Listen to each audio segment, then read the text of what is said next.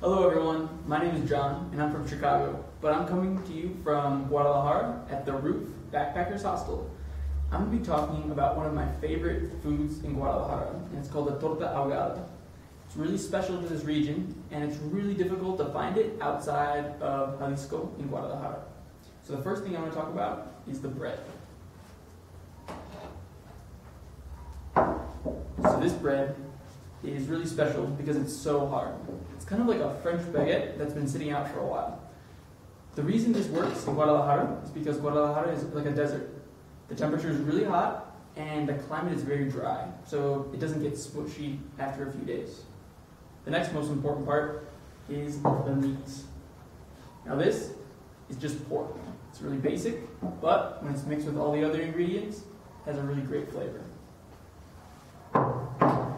Now the next thing are two of the most iconic ingredients in Mexican cuisine, and that is onion and lime. No Mexican dish is really complete without these two things, so it must be said that they are an important part of the torta ahogada. Alright, so now the salsa is really what defines the torta ahogada as something different and special to Guadalajara. And you're going to see what we're going to do with it in a few minutes.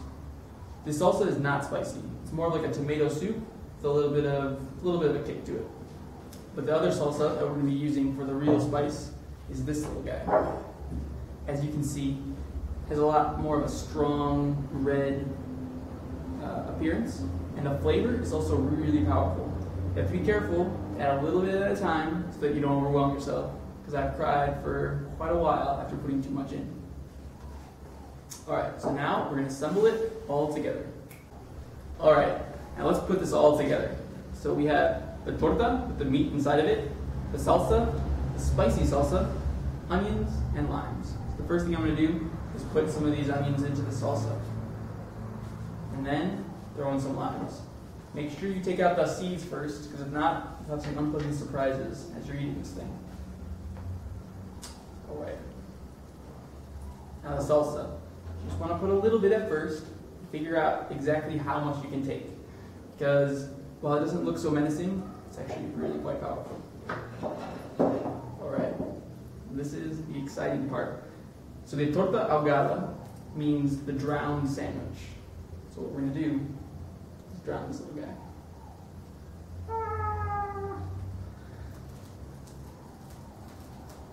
And that's it. You have to let it sit for a while so that it gets nice and soaked with the salsa, and then you can eat it either with your hands or with a spoon.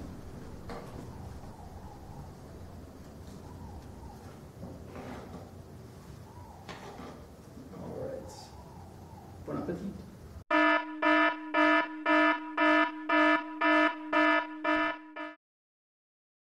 When your mouth is on fire, you need to find a way to extinguish the fire, and things that you'll always have on hand are limes and salt. Put some salt on your lime, spread it around so it doesn't taste so salty, and then extinguish the fire.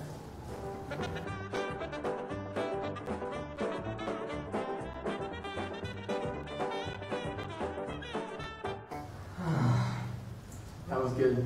This is the best way to do it, and you'll always have these things with you when you're eating your torta ahogada.